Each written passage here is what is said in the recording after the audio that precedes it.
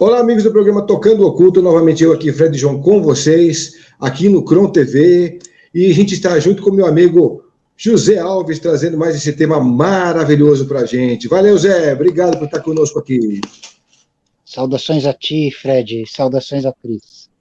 Aê, beijo grande para a Cris Lantim, beijo grande para a Cris de Pascoal, estamos juntos aqui no Cron TV, através do programa Tocando o Oculto, e a gente trouxe esse tema maravilhoso para vocês. Então, a gente deixa o recadinho para vocês curtirem esse vídeo, deixarem o like aqui no canal, também se inscreverem e repassarem esse material para quem vocês quiserem, tá bom, gente?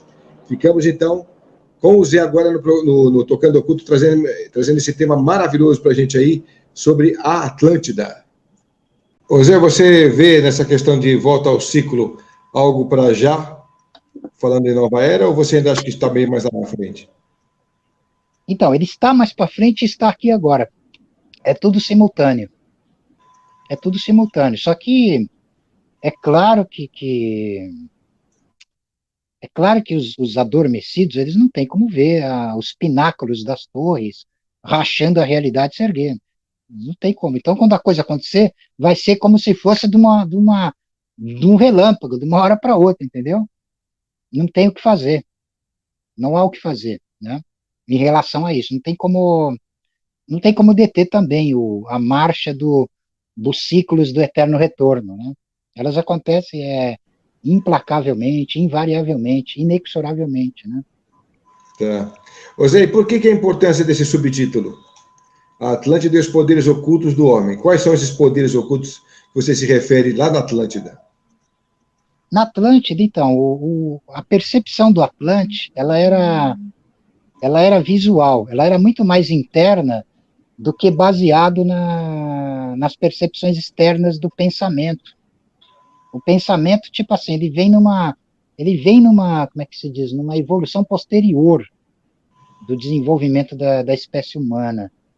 Eles tinham uma relação com os mistérios cósmicos imediata. Não havia mediação do pensamento, cara. Não havia necessidade do pensamento abstrato. Se via direto no abismo cósmico do Akasha, vai.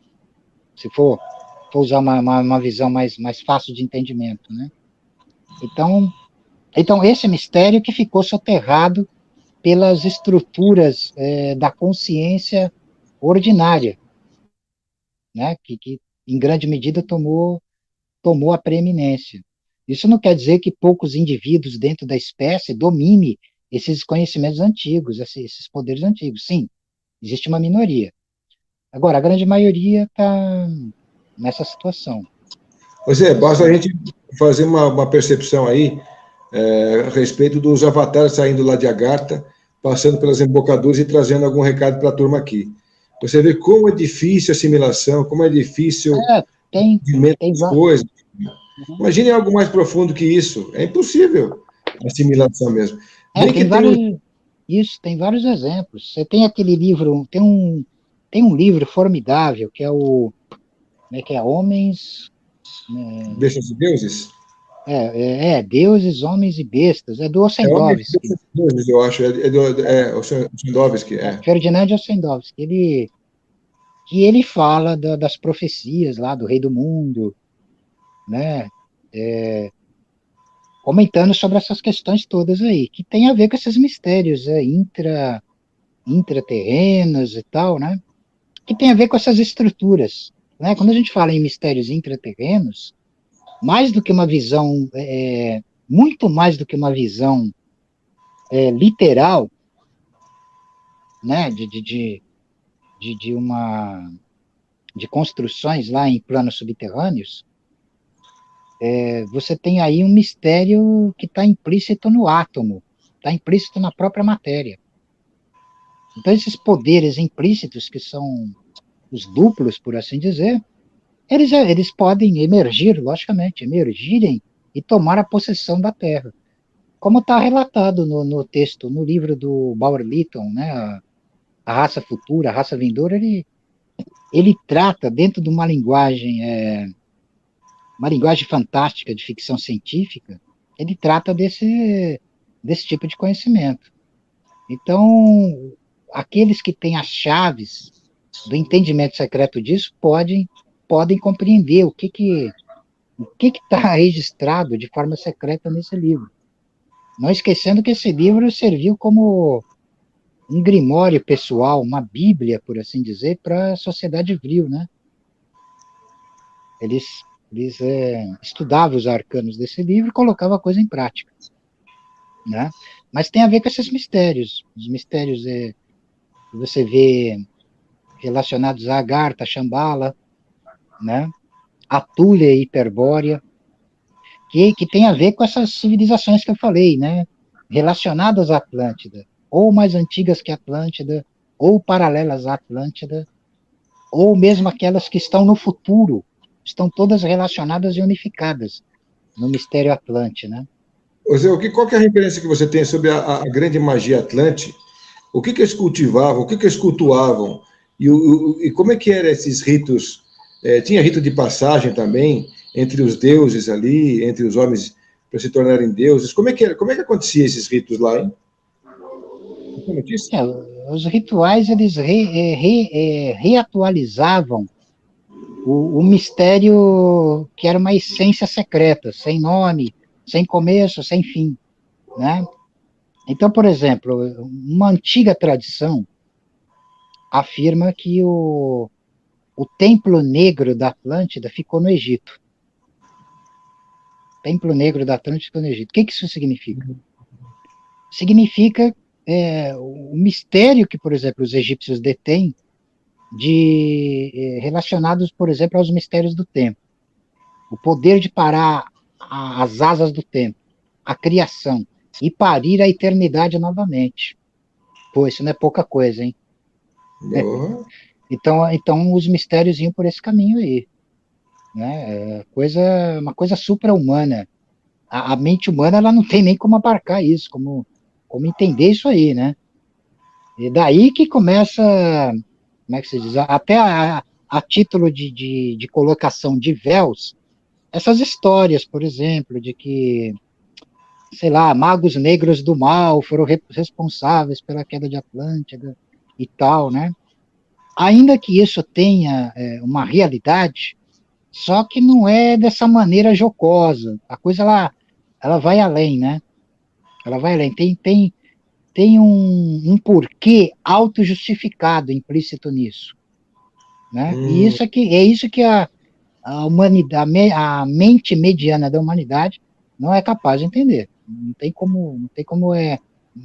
como penetrar esse arcano. Porque para penetrar esse arcano, você tem que se transfigurar num Atlante para entender. Senão você não entende. Você tem que despertar, né? Então, esses poderes aí dos circuitos adormecidos do cérebro, da mente, do espírito, e que podem ser plenamente ativados, né? Reconquistados. Quando eu estava me referindo àquela parte oculta que é muito mais intensa e poderosa, que a gente conversou, que eu falei agora há pouco aí sobre isso, né? Que como afundou tudo emergiu com sabedoria. A gente também tem nossos porões aí, que também tem guarda muito mais segredos do que a gente imagina.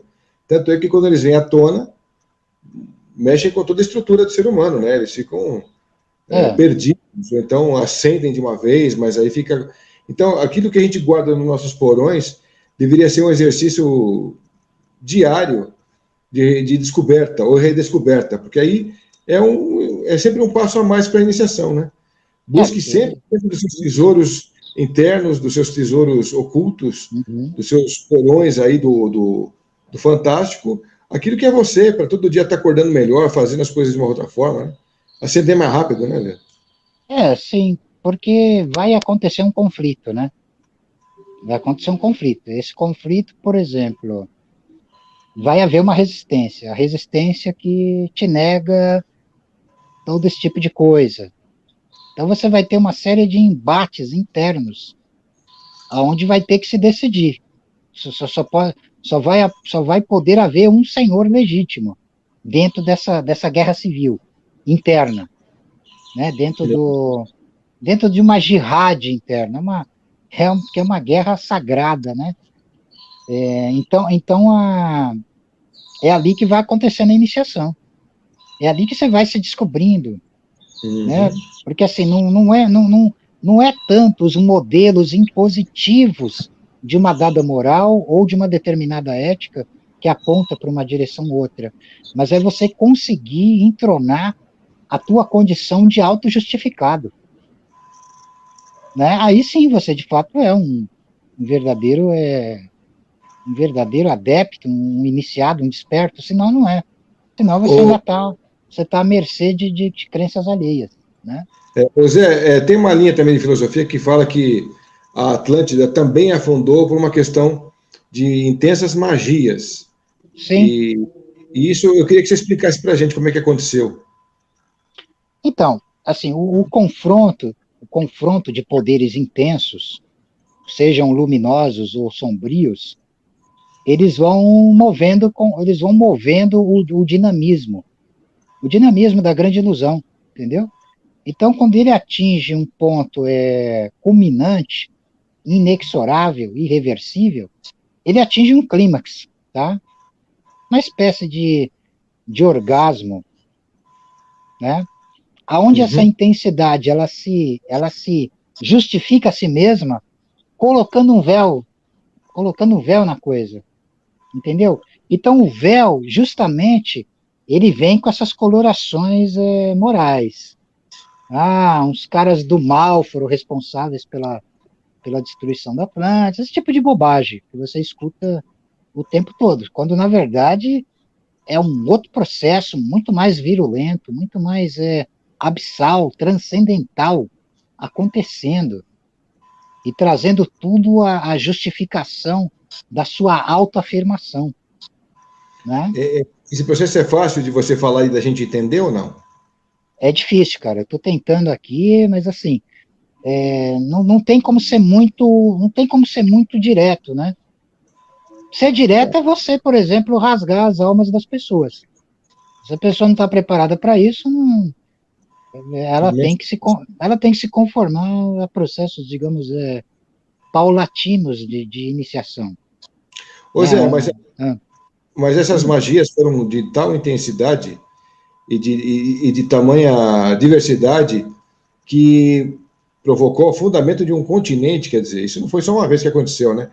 Essa não, história, isso essa história toda tem acontece. a ver com a sexual também, né? Intensamente colocada ali, né? Também, mas assim, o cerne disso está para além do bem e do mal, transcende bem e mal. Embora ele maneje essas nuances na sua eterna dança, na sua eterna batalha de força, de massacre sobre massacre, né? Justaposições sobre justaposições, até atingir o inefável, até conquistar o inominável, entende? E se velar e retornar. Porque assim, você mergulha na morte e reemerge da morte. Esse é o processo iniciático acontecendo o tempo todo, né? Sem a morte não tem iniciação, tem, né? Exato. E É. essa questão do ocultamento também. Por exemplo, há um ocultamento em relação às escalas temporais, embora esse conhecimento continue do outro lado do espelho, incriado, sem começo nem fim, entendeu? Uhum.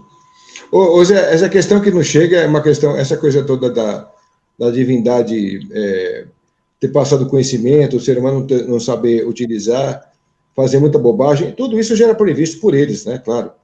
E era previsto e intencional, na verdade. Eles já queriam que isso acontecesse de verdade, porque é uma forma do homem acelerar o processo de evolução dele.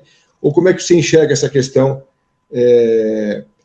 dessa atividade com os humanos e com a divindade, trabalhando essa questão também mágica e ter dado no que deu? Então, o humano ele vai continuar sendo humano na medida que ele não conseguir transcender sua própria humanidade, né? E quando ele transcende isso, ele já se torna o quê? Um supra-humano, um além do homem, né? Como dizia o filósofo Friedrich Nietzsche, por exemplo, né? Mas os antigos alquimistas chamam de homem-deus, a magia também chama de homem-deus, o homem-deus, né? Existe uma divisa arcana que diz, né, não há Deus senão o homem, né? Onde você vê essa polaridade, essa aparente dualidade se perfilando e se conciliando, né? Existe um mistério na magia que é conhecido como oxímoro. Então, a palavra oxímoro, ela designa justamente o mistério do Sol Negro, né? O mistério do Sol Negro, ele resolve todas as antinômias, todas as dualidades, todos os paroxismos são unificados e transcendidos no Sol Negro. Então, as forças duais, elas são colocadas, se confrontando, né? Como uma anfisbena, uma serpente com duas cabeças no mesmo corpo, né? Então, no choque infinito, incessante dessas duas polaridades, o mistério ele pode se apresentar, ele se apresenta, embora ele sempre vai se velar, tá? Mas assim, mas é a possibilidade, é ali que há a possibilidade do domínio, porque assim, se você não tem esse domínio, que também é conhecido como a díada do abismo, né? Se você não resolve a díada do abismo através da unificação dos paradoxos, da resolução dos paradoxos, você não consegue atravessar o abismo entre o ser e o não ser. Você não resolve essa...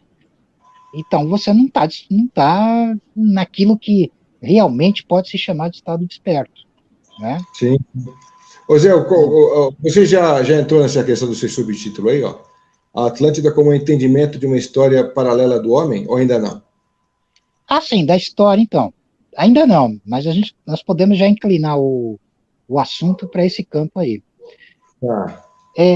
Assim, o mito da Atlântida, ele expressa de maneira, acho que mais intensa, a legitimidade do entendimento de uma história paralela.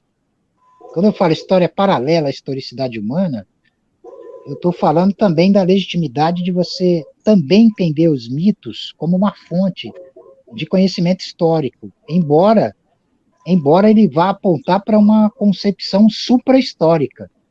Suprahistórica. Quando eu falo suprahistórica, é saindo da limitação, da percepção, da tridimensionalidade, atravessando a quarta dimensão para estados multidimensionais e hiperdimensionais. Entendeu? É atravessar, como é que se diz, o espelho. O espelho, né? O mundo é espelho do jogo, como diz um velho ditado. Então, é nesse sentido que eu estou colocando, porque assim, a arqueologia oficial, a historicidade oficial, eles ignoram sistematicamente conhecimentos perturbadores, lacunas, que a ciência até então não deu conta de explicar. Por exemplo, o Planalto de Baalbek, por exemplo, assim, construções com requinte de perfeição, da qual a tecnologia rudimentar daquela época não daria explicação, entende? Então isso aponta para ciclos de tempo e historicidade muito mais antigos do que a historicidade oficial propõe, que é, sei lá, míseros 3.000 anos antes de Cristo, que eles dão para a origem da história, da escrita da história, né? Quando que, na verdade, você sabe que tem conhecimentos que quebra isso, né? Você sabe que as civilizações de Mohenjo-Daro, aqui mesmo aqui mesmo na América, Teotihuacan, muito mais antigo, né? Então, assim, tem um monte de enigmas ali que a ciência oficial, a história oficial, não dá conta de explicar. Não dando conta de explicar, o que eles fazem? Eles ignoram. Eles ignoram. Eles dão um de João sem braço, né? Como se aquilo não é bem assim. Embora, dentro da própria academia, cientistas acadêmicos também se debruçam sobre isso. Também, então, você tem, por exemplo, uma publicação internacional chamada Atlantis, que é dedicada só a esses mistérios. Só a estudar coisas que até então não tem explicação pela ciência oficial. Que legal. Atlantis chama. Chama É isso? Atlantis. É interessante que eles usaram o próprio nome para Pois é. designar um conhecimento, né? Sondar um conhecimento que está para além das categorias de percepção de entendimento usuais, né? Ô, Então, Zé, assim, você tá falando... o amante do conhecimento, ele nunca vai se intimidar com isso. Ele vai Não. mergulhar nisso. Não. Você pega o exemplo dos autores franceses do realismo fantástico, Jacques Bergier, Louis Pauwels, Guy Tarede, Serge Rodin, Robert Charroux, né? Robert Ambelin. Então você vai, porra, tem vários, tem muitos caras que se debruçaram e continuam se debruçando nisso, né? E é um conhecimento que você não deve menosprezar de forma alguma. O amante do conhecimento, ele não vai se intimidar com isso. Ele não vai temer perder as suas ilusões. Ele não vai temer as decepções que vêm com a abertura dos véus e tudo mais, né? Ô Zé, com certeza o Júlio Verne já sabia desses mitos atlantes, desse afundamento, criou essa coisa da viagem ao centro da Terra, com todos os mundos internos lá. Eu acho que esse pessoal todo que já teve essas visões, os desdobramentos, seja lá como for, até o Yves Saint Alved, né, também fala naquele livro que ele falou sobre a Índia, a missão da Índia, a missão da Europa na Índia, ele fala essa história mesmo, né, de que por desdobramento ele foi, conheceu toda a parte de lagarta, o que eram os lagartinos, como é que era a composição orgânica, composição social, composição política e papapá, papapá. Quem quiser depois é um bom livro para vocês lerem, acompanharem isso, inclusive os animais, as partes pessoais e tal. E essas pessoas que chegam nesses resultados são esquecidas, são ridicularizadas, ninguém leva a sério. O próprio Almirante Byrd, pô, Almirante Byrd, era um É. almirante, pô. Ele chegou lá, fez uma viagem nos polos, ele descobriu que tinha vida diferente lá, levou isso para o grande público, esconderam as coisas todas que ele levou, escapou uma coisa ou outra, depois acabou sendo editado, Raimundo Bernardo fez o livro Terra Oca. Então, quer dizer, você vê que o que você falou, o que o pessoal puder esconder porque não tem explicação, esconde. Isso nunca É, mudou, né? Isso sempre continuou ativo, sempre existiu. E acho que sempre existiu. exatamente. Por exemplo, a literatura fantástica, ela compreende os gêneros ou subgêneros da ficção científica, da fantasia e do horror, né? Então, a ficção científica, como bem observou H.P. Lovecraft no livro O Horror Sobrenatural na Literatura, é a prima mais jovem da literatura fantástica. Então, a capacitação visionária desses autores consegue também captar essas regiões insondáveis do sonho, de experiências visionárias, né, autênticas. O Júlio Verne é um exemplo disso.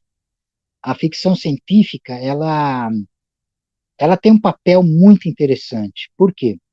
Porque a inflamação da capacidade visionária desses autores, esses grandes autores, desde os tempos antigos, da época do Júlio Verne, do H.G. Wells, né, até autores mais modernos, né, o Philip K. Dick, né, vários outros, né, autores modernos, Isaac Asimov e tal, vai inflamar o espírito.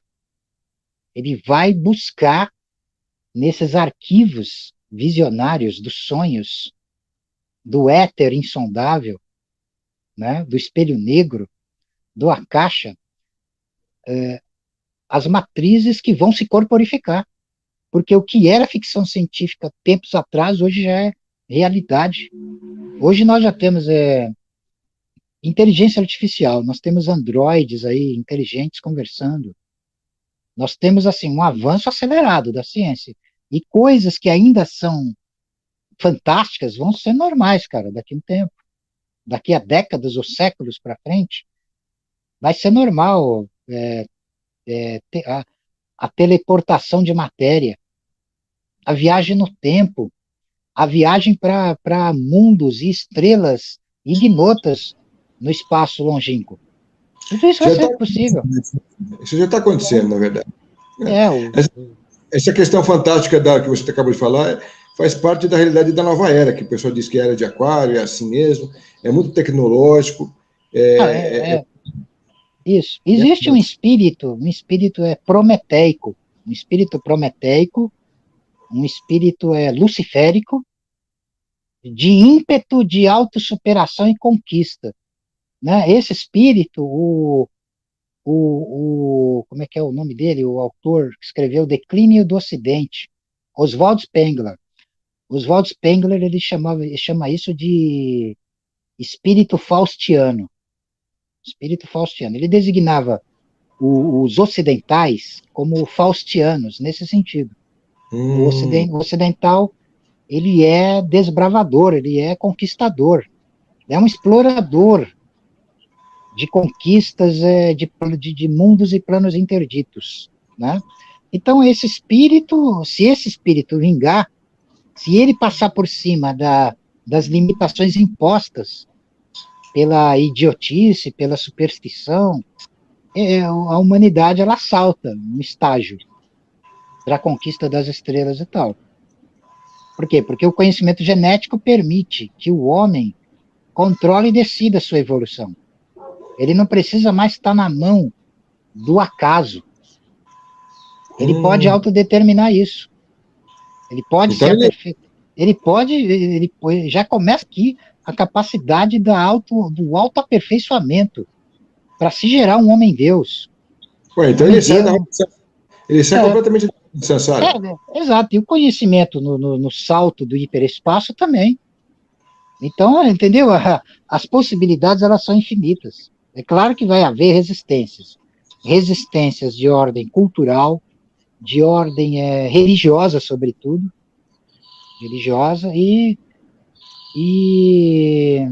como se diz, de um comodismo também.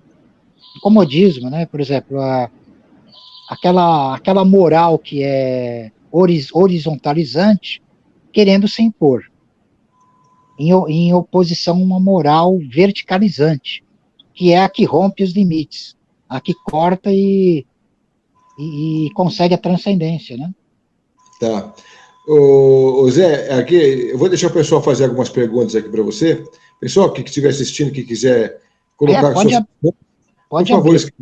Uhum. Já vou falar de uma da Elaine Silva, que é interessante, e continue perguntando, pessoal, já que é uma live aqui, hoje é autenticamente live mesmo, com o Zé aqui, às vezes a gente faz a live, mas está gravada, hoje está ao vivo para vocês poderem perguntar. E a gente vai deixar essa pergunta da Elaine como a primeira delas, mas fiquem tranquilos para vocês poderem fazer as questões, que depois o Zé vai respondendo na medida do possível e dentro do cronograma. Depois, Zé, você vai entrar nessa questão que você também abordou aqui para mim, ó, no subtítulo, a Atlântida e os Mistérios Antediluvianos, ou você... Antediluvianos. Você vai entrar... Então, assim, eu já fui pincelando essa questão já. Atlântida, os mistérios antediluvianos são aqueles que estão para além do horizonte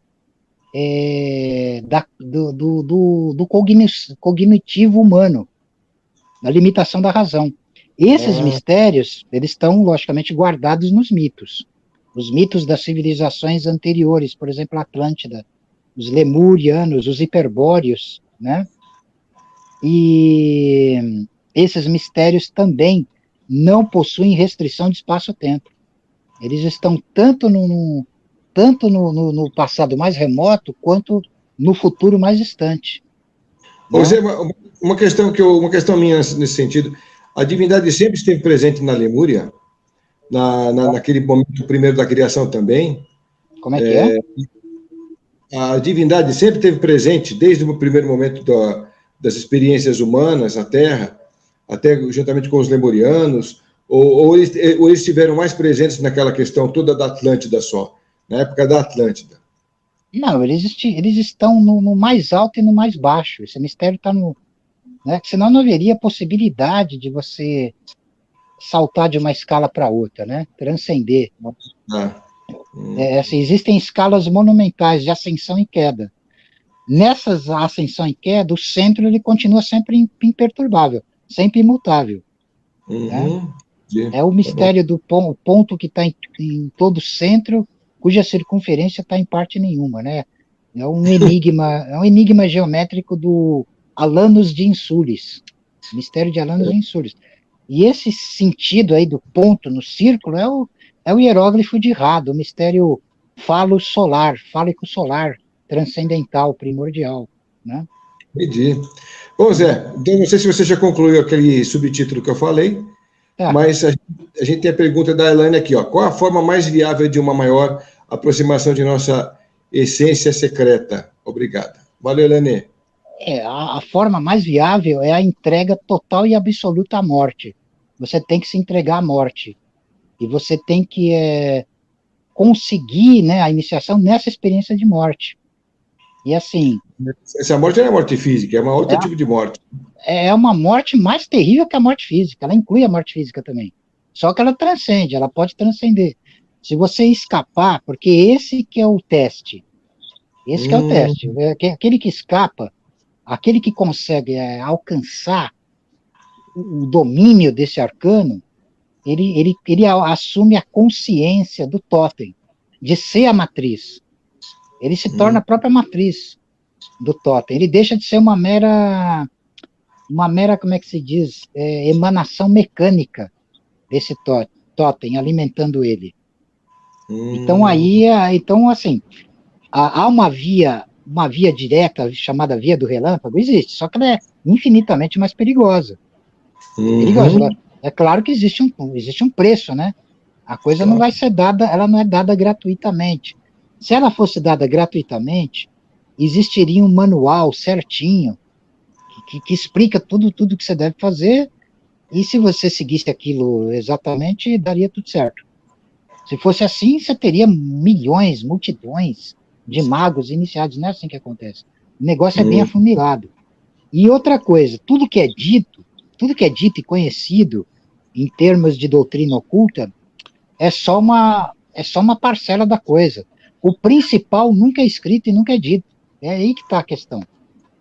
Entendi. Então a única chance é você entrar no processo, para aprender no processo, né?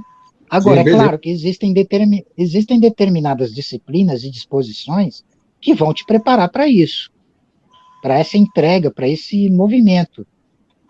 Então, esse é o principal iniciador é a morte, né? Como diz o Schopenhauer no livro Dores do Mundo, ele diz, com todas as letras, que a morte é a musa inspiradora da filosofia. Sem a morte não teríamos filosofado. Né? E mais que isso, a morte é o grande iniciador. Ela vai te purgar, te purificar de todas as ilusões, te deixar no estado puro e indiscriminado, para entender o grande e terrível mistério. Mas é muito louco isso daí, porque a gente está vivendo essa sociedade consumista ao extremo, né? Que é essa sociedade. E é tudo muito claro que é todo um grande maia. Tudo isso é tudo um grande maia. Só que, assim, é uma coisa visível. Uma mascarada. Mascarada, mas isso para a gente é visível. Agora, para muita gente, isso não é. Isso é simplesmente um grande fluxo que é comum para todo mundo. Que é assim que tem que ser mesmo, que é assim que é a vida. Mas não é. A gente está percebendo as diferenças de como isso tudo é uma grande maia ilusória e que é uma mascarada de trás de uma outra coisa grande que está lá atrás, que a gente tem que buscar, que tem que enxergar mesmo. Desde os primórdios é sempre assim. Eu constatei isso em muita tenra idade, muito pequeno mesmo. Criança, eu já percebia que o que é dito, falado, pregado, não é a mesma coisa do que é feito. As ações é outra coisa. Entendeu? E o que interessa não é essa abstração escrita no papel, essa pseudo-moral. O que interessa é a ação. A ação é indiscriminada. A imponderabilidade da vida e da morte circulando. É isso, né? Então isso aí vai além isso vai além da mascarada, né?